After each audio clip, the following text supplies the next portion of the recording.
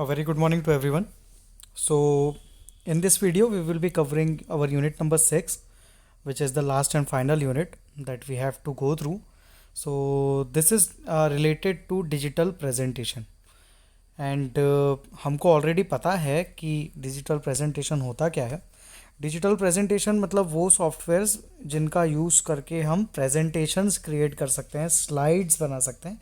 तो वो जो सॉफ्टवेयर्स होते हैं वो सॉफ्टवेयर्स को डिजिटल प्रेजेंटेशन की कैटेगरी में डाला जाता है. अब डिजिटल प्रेजेंटेशन की कैटेगरी में आने वाला जो most used most popular software है जो हम भी यूज़ करते हैं वो है माइक्रोसॉफ्ट ऑफिस पावर पॉइंट. तो यहाँ पर हम M S office PowerPoint के बारे में बात करेंगे और देखेंगे कि इस M S office PowerPoint के अंदर क्या क्या चीज़ें हैं जो हम यूज़ कर सकते हैं. तो यहाँ पर हमें कुछ सिनेरियो बताया हुआ है, तो हम देखते हैं ये क्या है, फिर इसको डिटेल में समझेंगे. Imagine a scenario, you want to make a presentation on particular topic to your class along with text, images, figures, drawings, etc. How would you go about doing it? You could have a choice of using a blackboard, poster, whiteboard, pamphlets, chart paper, handouts और overhead ट्रांसपेरेंसीज. अब यहाँ पर इन्होंने ऐसा बोला है कि आपके पास एक सिनेरियो है जहाँ पर आपको एक प्रेजेंटेशन बनानी है और वो जो प्रेजेंटेशन आप बनाओगे उसमें कुछ लिखना भी है, कुछ इमेजेस भी शो करना है, कुछ आप लोगों के पास उसमें फैक्ट्स एंड फिगर्स भी हैं जो आपको दिखाने हैं और कुछ ड्राइंग्स भी हैं जो सब आप दिखाना चाहते हो उस प्रेजेंटेशन के अंदर. तो वो कैसे बनाई जा सकती है? तो ऐसी प्रेजेंटेशन बनाने के लिए हमारे पास बहुत सारी चीज़ें हैं. ब्लैक बोर्ड का यूज़ कर सकते हैं, अलग अलग पोस्टर्स बना सकते हैं, वाइट बोर्ड पे बता सकते हैं, पैम्फलेट्स बनाकर दिखा सकते हैं, चार्ट पेपर पे ड्राइंग्स बना सकते हैं, हैंडआउट्स बना सकते हैं और इनको दिखा सकते हैं. बट इन सारी चीज़ों में सबसे अच्छा जो अल्टरनेटिव जो हमारे पास है वो है प्रेजेंटेशन सॉफ्टवेयर का इस्तेमाल करना. ठीक है, ये प्रेजेंटेशन सॉफ्टवेयर क्या करेगा? तो presentation software can be use to present a formal display of information organise into slides. इस सॉफ्टवेयर का यूज़ करके हम स्लाइड्स के फॉर्म में ये सारी इंफॉर्मेशन को अलग अलग स्लाइड्स के फॉर्म में डिस्प्ले करवा सकते हैं. ठीक है, यहाँ पर डेफिनेशन अगर बात करें डिजिटल प्रेजेंटेशन की तो वो यहाँ पर दी हुई है. A digital presentation is a useful method to show और explain the concept to an audience. किसी भी ऑडियंस को, आपको किसी भी ग्रुप ऑफ पीपल को अगर आप कुछ शो या एक्सप्लेन करना चाहते हो किसी कंसेप्ट को, और जिसमें drawings, facts, figures, images, text, बहुत सारी चीज़ें हों, तो उस कैटेगरी में हम लोग जो सबसे बेस्ट सॉफ्टवेयर है जिसका यूज़ कर सकते हैं वो है डिजिटल प्रेजेंटेशन.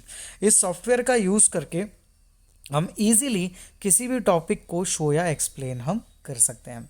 ठीक है, तो आप देखते हैं कि यहाँ पर क्या मेजर फंक्शंस हैं इस पावर पॉइंट सॉफ्टवेयर के. तो यहाँ पर देखो 3 मेजर फंक्शंस हमको बताए हुए हैं, तो वो हम देखते हैं क्या होते हैं. An editor that allows text to be inserted and formatted. और ये एक एडिटर है, मतलब ये सॉफ्टवेयर एक एडिटर का भी काम करता है जिसमें हम टेक्स्ट को इंसर्ट कर सकते हैं और टेक्स्ट को फॉर्मेट कर सकते हैं, फॉन्ट चेंज कर सकते हैं, बोल्ड इटैलिक कर सकते हैं, कलर चेंज कर सकते हैं. तो ये सारी चीज़ें की जा सकती है. A method for inserting and manipulating graphical images. Graphical images insert करने के साथ साथ उनमें कुछ बदलाव करना है, साइज़ बड़ा करना है, साइज़ छोटा करना है, कुछ पार्ट फोटो का कट करना है, क्रॉप करना है. तो ये सारी चीज़ें उसको इंसर्ट करना और उसको मैनिपुलेट करना, दोनों चीज़ें हमारे लिए पॉसिबल है. A slide show system to display the content. यहाँ पर जब हम पावर पॉइंट यूज़ करते हैं तो एक की होती है F5. जैसे ही हम F5 को प्रेस करते हैं तो हमारी फुल स्क्रीन पर वो स्लाइड शो के फॉर्म में वो आपकी प्रेजेंटेशन चलने लगती है. तो F5 की को प्रेस करने से स्लाइड शो रन होता है और स्लाइड शो जब रन होता है तो सारी पूरी की पूरी जो स्क्रीन है उस पर फुल स्क्रीन पर हमको ये हमारे पूरे के पूरे जो स्लाइड्स हमने बना रखे हैं वो दिखने लगते हैं. तो स्लाइड शो के फॉर्म में, in the form of slide show, हमको डेटा यहाँ पर डिस्प्ले होता है. ठीक है, अब क्या क्या काम हो सकता है देखो. Presentations can be use for a variety of task. Presentation को वैरायटी ऑफ टास्क करने के लिए इस्तेमाल किया जा सकता है. कौन कौन से? तो presentation can be use for creating slides to display information, है ना. अलग अलग इन्फॉर्मेशन डिस्प्ले करने के लिए स्लाइड्स बनाई जा सकती है प्रेजेंटेशन के अंदर. स्लाइड्स में text, picture, shape, sound, video, जो भी आप रखना चाहो वो रख सकते हो. और ऐसी बहुत सारी स्लाइड्स के कलेक्शन को प्रेजेंटेशन बोलते हैं. ठीक है, a collection of slides is called a presentation. Present the information in an attractive manner, किसी भी इंफॉर्मेशन को अट्रैक्टिव मैनर में डिस्प्ले करवाने के लिए भी ये प्रेजेंटेशन इस्तेमाल में लाई जा सकती है। अगली चीज़, show the presentation using a computer और display it using a data projector और टेक पेपर प्रिंटआउट्स। बहुत सारे तरीके हैं, या तो कंप्यूटर पे प्रेजेंटेशन के फॉर्म में दिखा दो, या तो प्रोजेक्टर पे दिखा दो, या तो फिर इनका प्रिंटआउट्स निकाल लो और प्रिंटआउट्स के फॉर्म में दिखा दो। मतलब हमने इस प्रेजेंटेशन सॉफ्टवेयर का यूज़ करके जो इन्फॉर्मेशन, जो कॉन्सेप्ट बनाया है, उसको बहुत अलग अलग तरीके से हम डिफरेंट तरीके से डिफरेंट वेज में एक्सप्लेन भी कर सकते हैं। ये हमको यहाँ पर समझाया हुआ है, ये इसके फंक्शंस हैं। ठीक, आगे बढ़ते हैं। रेलेवेंट नॉलेज में देखते हैं क्या चीज़ें दी हुई हैं। तो वही सारी चीज़ें जो हम अभी तक देखते आए हैं। रिबन क्या होता है, रिबन में टैब्स क्या होते हैं, टैब्स के बाद ये अलग अलग ग्रुप्स क्या होते हैं, और ग्रुप्स के बाद अलग अलग ये जो ऑप्शंस होते हैं, ये सारे ऑप्शंस क्या होते हैं। तो ये सारी चीज़ें इधर पर इन्होंने हमको बता रखी हैं। ये हम पिछले 2 सेशंस में भी पढ़ते हुए आए हैं। होम टैब में क्या क्या चीज़ें होती हैं तो वो बताया हुआ है। ऐसे फिर करते हुए होम टैब में कौन कौन से ग्रुप्स होते हैं, तो क्लिपबोर्ड ग्रुप होता है, स्लाइड्स ग्रुप होता है, फॉन्ट ग्रुप होता है। ये कहाँ से पता चलेगा हमको, ये ग्रुप्स के नाम कहाँ से पता चलेंगे, तो यहाँ पर देखो, ये आपको होम टैब खुला हुआ दिख रहा है, ये देखो clipboard group, slides group, font group, paragraph group, drawing group और एडिटिंग ग्रुप। तो ऐसे बहुत सारे ग्रुप्स यहाँ पर दिए हुए हैं। Each and every group has been explained inside this table. हमको नाम पता होना चाहिए, those names are sufficient for us. कुछ मोस्ट पॉपुलर प्रेजेंटेशन सॉफ्टवेयर्स की अगर हम बात करें तो 3 मोस्ट पॉपुलर प्रेजेंटेशन सॉफ्टवेयर्स हैं हमारे पास। पहला है माइक्रोसॉफ्ट पावर पॉइंट, जो हम यूज़ करते हैं। एक होता है ओपन ऑफिस, जिस सॉफ्टवेयर का नाम है इम्प्रेस। ठीक है, ओपन ऑफिस इम्प्रेस। और तीसरा गूगल डॉक्यूमेंट्स, जो कि ऑनलाइन यूज़ किया जा सकता है। तो इन सॉफ्टवेयर्स का इस्तेमाल कर कर हम प्रेजेंटेशंस क्रिएट कर सकते हैं। कैसे ओपन करते हैं प्रेजेंटेशन सॉफ्टवेयर को, तो स्टार्ट में जाना होता है, ऑल प्रोग्राम्स में जाना होता है, माइक्रोसॉफ्ट ऑफिस का एक ऑप्शन दिखता है, उसमें माइक्रोसॉफ्ट ऑफिस पावर पॉइंट में जाना होता है, और वहाँ से हम इस प्रेजेंटेशन सॉफ्टवेयर का मतलब यूज़ कर सकते हैं, उसको ओपन कर सकते हैं। ये एक विंडो बताया हुआ है, इस तरीके का विंडो हमको देखने को मिलता है। यहाँ पर साइड में हमको स्लाइड्स दिखती हैं, और यहाँ पर जो हम स्लाइड बना रहे हैं उसकी इन्फॉर्मेशन हमको यहाँ पर देखने को मिलती है। तो ये चीज़ें पहले सेशन में बताई हुई थी। अगले सेशन की तरफ बढ़ते हैं। ये सेशन क्या बता रहा है, तो ये सेशन बता रहा है कैसे आप क्रिएट कर सकते हैं, सेव कर सकते हैं और क्लोज कर सकते हैं किसी भी प्रेजेंटेशन को।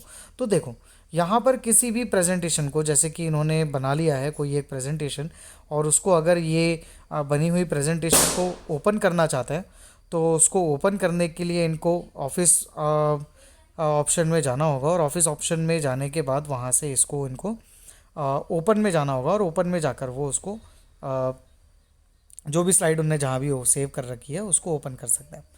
यहाँ पर इन्होंने एक स्लाइड बनाकर बताई हुई है। यहाँ पर देखो, एक न्यू स्लाइड का ऑप्शन आता है, उस पर क्लिक कर कर इन्होंने होम टैब में आता है न्यू स्लाइड्स का ऑप्शन। न्यू स्लाइड का ऑप्शन यहाँ पर बताया हुआ है, होम टैब में आता है। तो एक न्यू स्लाइड बनाई है, उसमें सिंपली इन्होंने माय फर्स्ट प्रेजेंटेशन लिखा है और नीचे लिख दिया है सेशन 1, और अगली एक और स्लाइड इंसर्ट करी और दूसरी स्लाइड पर ये इन्फॉर्मेशन उन्होंने डाल दी। ये बुलेट्स हैं, ये यहाँ पर बुलेट्स यहाँ पर इन्होंने यूज़ किए हुए हैं। और ये स्लाइड को बनाने के बाद अगर आपको इस स्लाइड को सेव करना है तो आपको फाइल में जाना होगा, और फाइल में जाके सेव बटन पर क्लिक करना होगा। ठीक है, तो आपको फाइल में जाकर सेव करना होगा, तो आप इस फाइल को सेव कर सकते हैं। सेव करते टाइम वो आपसे पूछेगा कि आपको फाइल का नाम क्या देना है, तो आप उसका नाम कुछ भी दे सकते हो। इन्होंने दिया है first.pptx, हम कुछ भी नाम देना चाहें वो नाम यहाँ पर दे सकते हैं।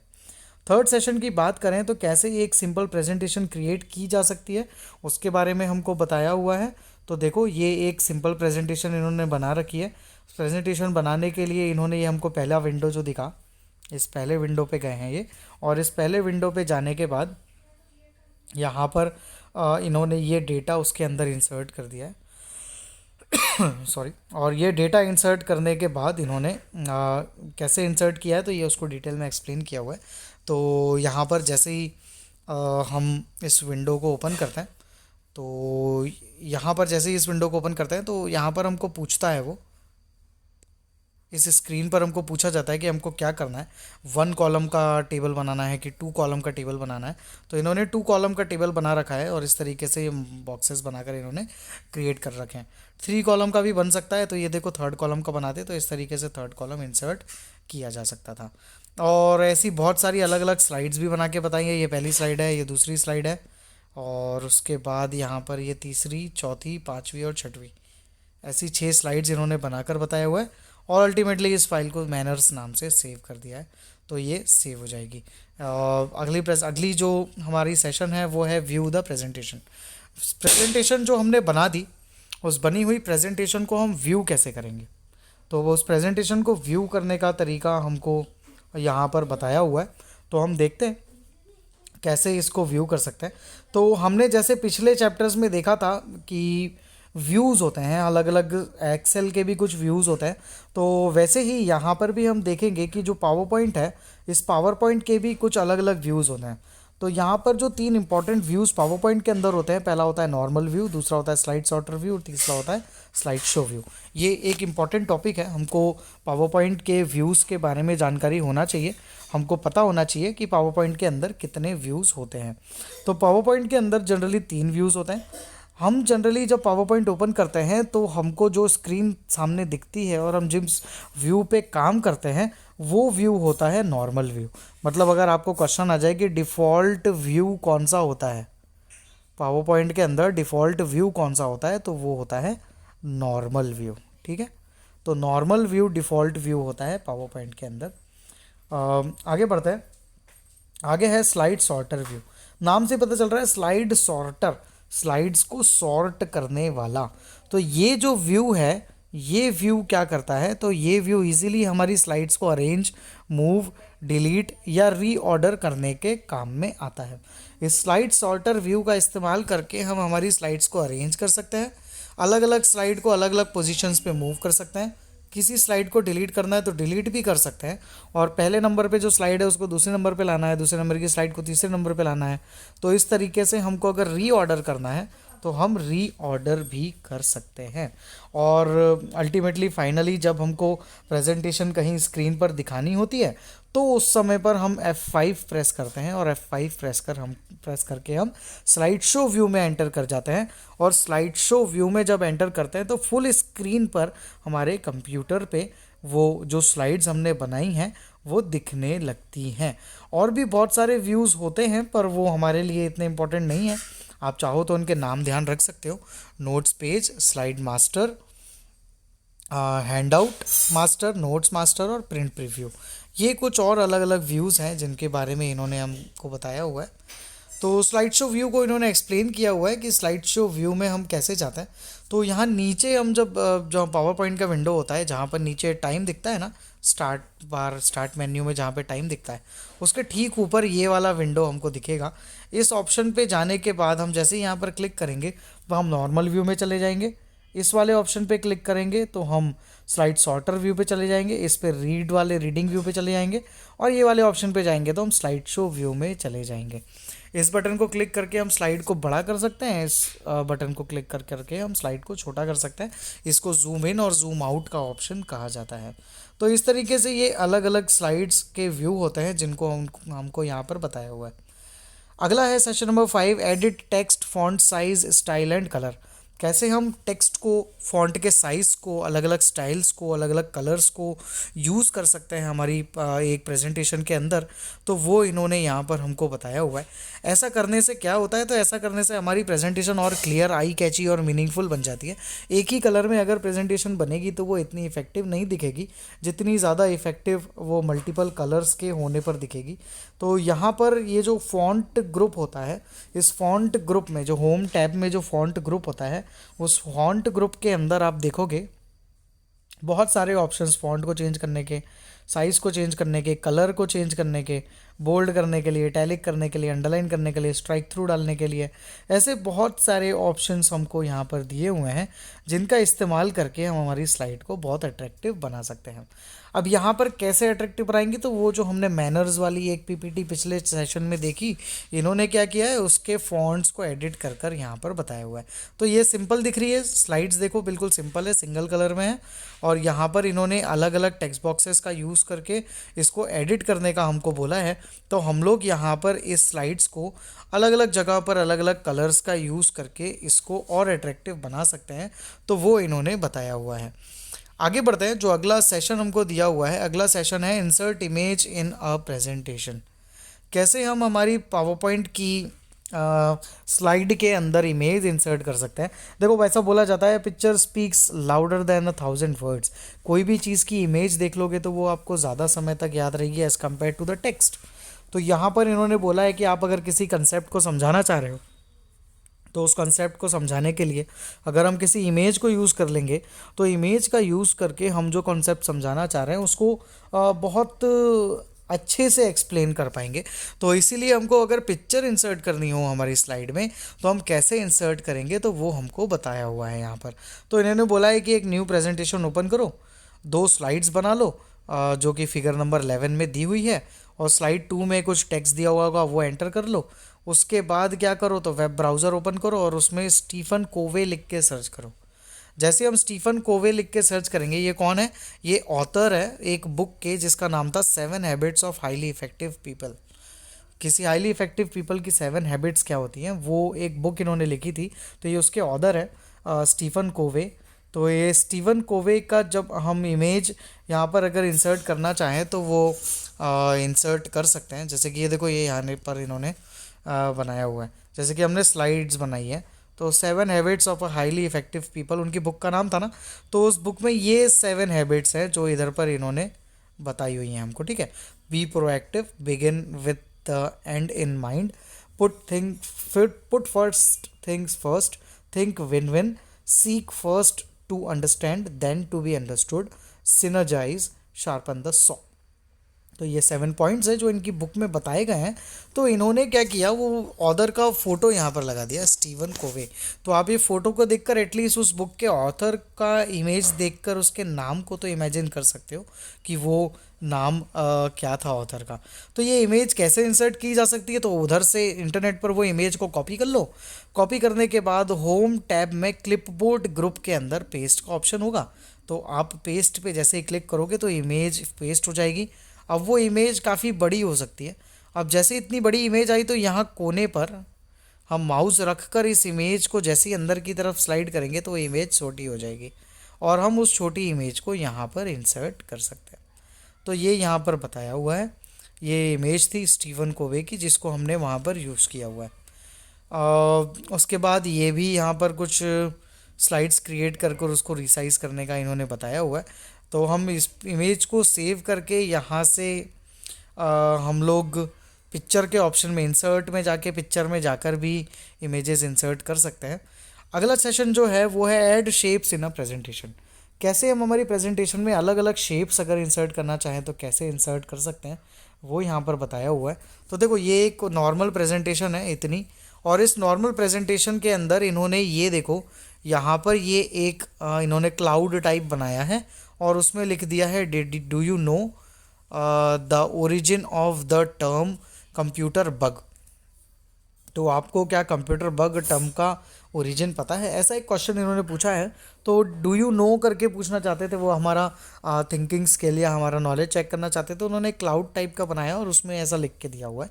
तो इस तरीके के जो शेप्स होते हैं ये भी इंसर्ट किए जा सकते हैं। तो कैसे इंसर्ट किए जा सकते हैं तो वो हमको बताया हुआ है। इंसर्ट टैब के अंदर इलस्ट्रेशंस ग्रुप होता है, ठीक है। इंसर्ट टैब के अंदर इलस्ट्रेशंस ग्रुप होता है। जैसे ही हम इलस्ट्रेशंस ग्रुप में जाएंगे तो वहाँ पर हमको बहुत सारे ऑप्शंस देखने को मिलेंगे। इन बहुत सारे ऑप्शंस में से हमको शेप्स ऑप्शन में जाना होता है, और शेप्स ऑप्शन में जाने के बाद हमको एक नया विंडो स्क्रीन पर दिखेगा और जिसमें बहुत सारे शेप्स दिखेंगे। देखो ये रहा इलस्ट्रेशंस ग्रुप, और इस इलस्ट्रेशंस ग्रुप के अंदर ये रहा शेप्स नाम का ऑप्शन।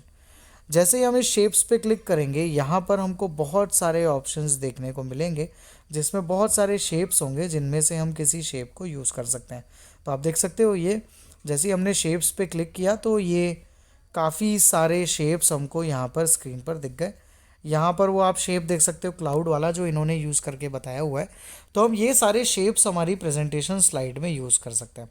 वही कहीं पर इसका बॉक्स बन जाएगा और बॉक्स दे बनकर जैसे कि मैंने ये क्लाउड वाली इमेज इंसर्ट करी, ठीक है।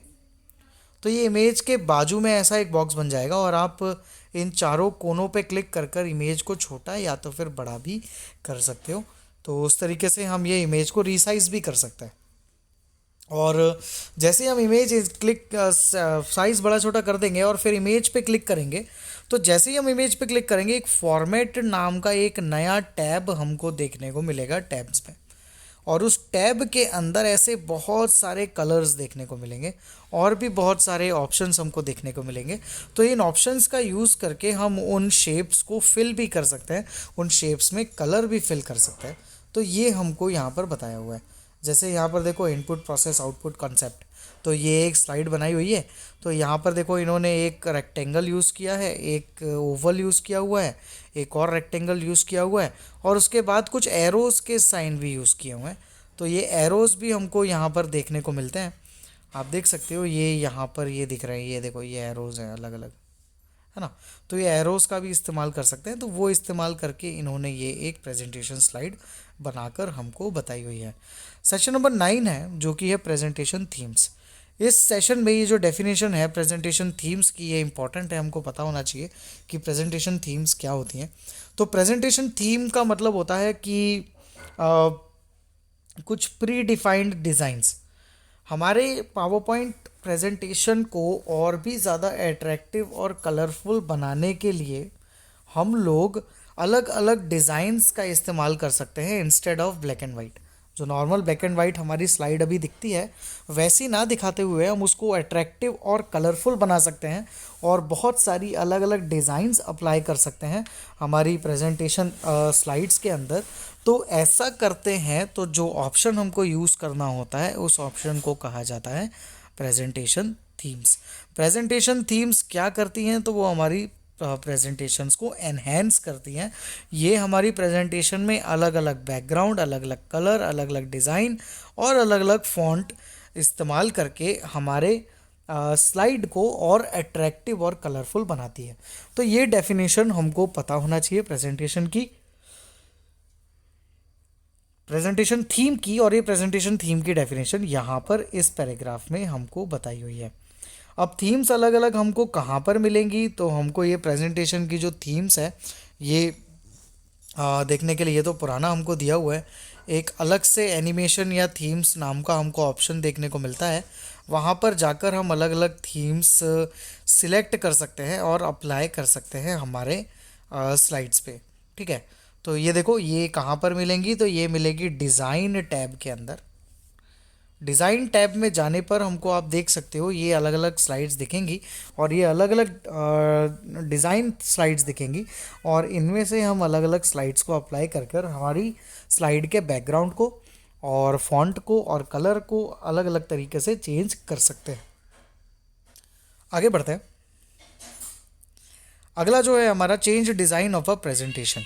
अब थीम्स क्या है, themes they are the interior part, inbuilt part of our presentation software. ठीक है, पर हम लोग अगर चाहें हमारा खुद का कुछ बैकग्राउंड अप्लाई करना है तो वो भी थीम्स के ठीक बाजू में हमको एक बैकग्राउंड ग्रुप दिया हुआ है और उस बैकग्राउंड ग्रुप में हमको बैकग्राउंड स्टाइल्स नाम का ऑप्शन दिया हुआ है। इस बैकग्राउंड स्टाइल्स नाम के ऑप्शन का इस्तेमाल करके हम क्या कर सकते हैं, अलग अलग देखो ऐसे अलग अलग कलर्स इस्तेमाल कर सकते हैं और ये अलग अलग कलर्स की हम बैकग्राउंड हमारी स्लाइड्स पे प्रोवाइड कर सकते हैं। तो ये ऑप्शन भी हमको यहाँ पर दिया हुआ है।